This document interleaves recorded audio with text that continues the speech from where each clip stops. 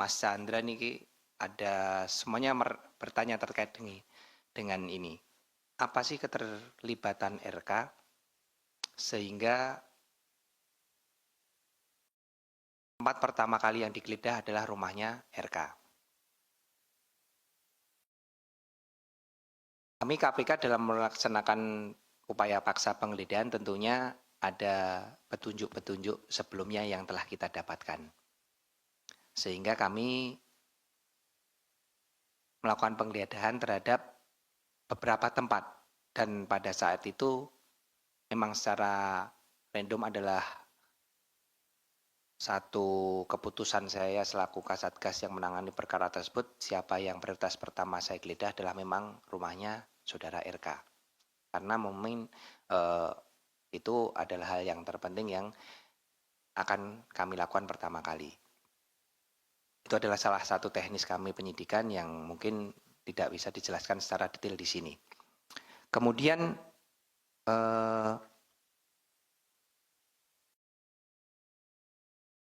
apa saja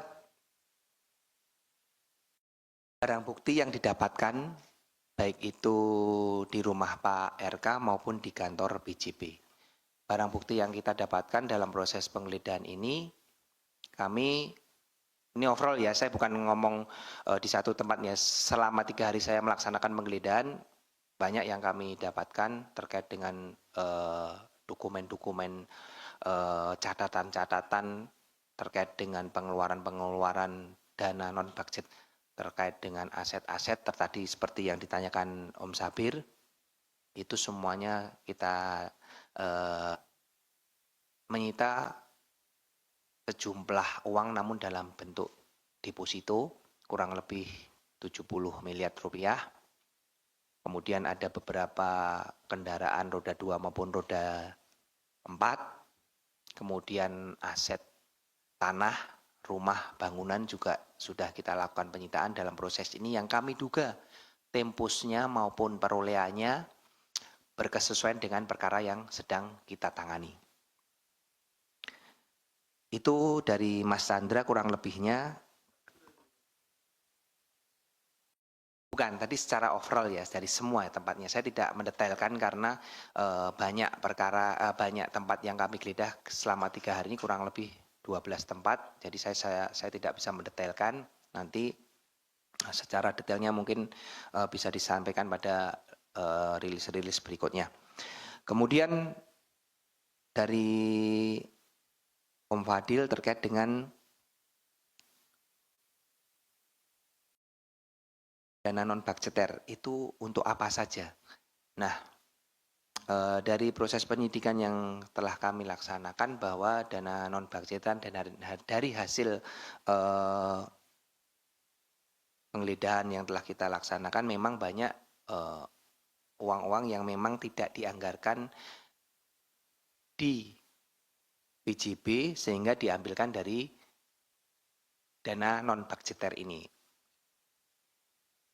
Dan ini masih kita telusuri karena kita belum mengklarifikasi, kami hanya baru mendapatkan catatan-catatannya saja, nanti akan kita klarifikasi kepada pihak-pihak yang melakukan delivery. Ini kepada siapa, sesuai dengan catatan-catatan tersebut, kebenarannya, sehingga kami tidak bisa merilis terkait dengan detail siapa saja yang menerima terkait dana non-budgeter ini karena kita belum mengkonfirmasi terkait dengan catatan-catatan dari hasil penggeledahan yang kita temukan maupun dari transfer-transfer yang telah kita dapatkan dari PPATK. Kemudian Bapak RK ini statusnya apa? Kalau statusnya sampai saat ini beliau ya di dalam perkara ini saksi juga belum ya karena belum dipanggil saksi dan kapan akan dipanggil nanti pasti akan kita panggil karena di rumah yang bersangkutan beliau kita laksanakan penggeledahan dan ada beberapa barang bukti yang kita cita tentunya harus kita klarifikasi kepada yang bersangkutan.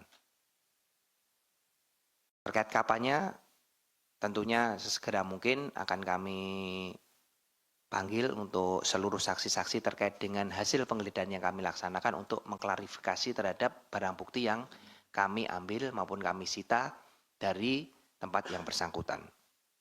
Kemudian tadi benar sekali dari Mas Habir bahwa pasal yang diterapkan adalah pasal 2 dan 3, kemudian kerugian 222 itu tadi saya yang sampaikan kalau Mas Tesa tadi ngomongnya 250 ya memang kurang lebihnya ya, tetapi kami menghitung ini adalah sesuai dengan 222 ini Om Sabir dari nilai realnya ya. Jadi yang ditempatkan berapa, maksudnya yang dikeluarkan oleh BJB itu di dalam pembayaran itu kurang lebih berapa, detail, kemudian yang dibayarkan oleh agensi kepada media berapa, ini dikurangkan secara realnya sebanyak 222 miliar. Nah ini kita tadi saya sampaikan belum apakah yang ditempatkan tadi, karena ada yang ditempatkan di media karena 6 agen tadi adalah memiliki iklan juga, memiliki pekerjaan iklan juga. Apakah benar dikerjakan atau tidak kita belum mendalami. Jadi ini baru sesuai dengan bukti formilnya aja dari kwitansi yang dibayarkan BJB dibandingkan dengan kwitansi yang dibayarkan agensi kepada media. Secara materialnya apakah itu benar dikeluarkan yang ke media itu kita akan perdalam nanti dalam proses penyidikan. Kemudian benar sekali apakah pihak-pihak yang menerima ini sudah menempatkan, mentransfer ataupun merubah bentuk dari non budgeter tadi, dana budgeter tadi yang diterima tadi. Sejauh ini ada beberapa yang memang sudah dilakukan pentransferan, kemudian pembelanjaan, kemudian diatasnamakan orang lain, menggunakan nomini orang lain terhadap dana-dana tersebut. Dari hasil proses penggeledahan sudah kami temukan petunjuk tersebut dan akan kita perdalam nanti di proses penyidikan yang akan datang. Kemudian apakah RK sebagai pemegang saham juga turut mengambil keputusan? Sejauh proses penyidikan yang kami laksanakan dari tanggal 20 Februari yang kita lakukan, kami belum menemukan fakta tersebut. Di sini kami prosesnya baru melaksanakan tadi seperti pertanyaan sebelumnya terkait dengan penelusuran penggunaan uang tersebut. Jadi kami menggunakan follow the money.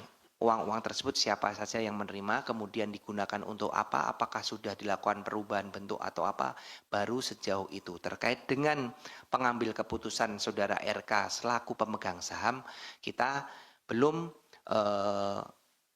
dapat menyampaikan hal tersebut karena memang belum kita temukan dalam proses penyidikan. Kemudian tadi terakhir dari Om Mario, pertanyaan, apa sih urgensi iklan tersebut? Terus iklan tersebut itu untuk iklan BJB atau iklan Pemprov? Kemudian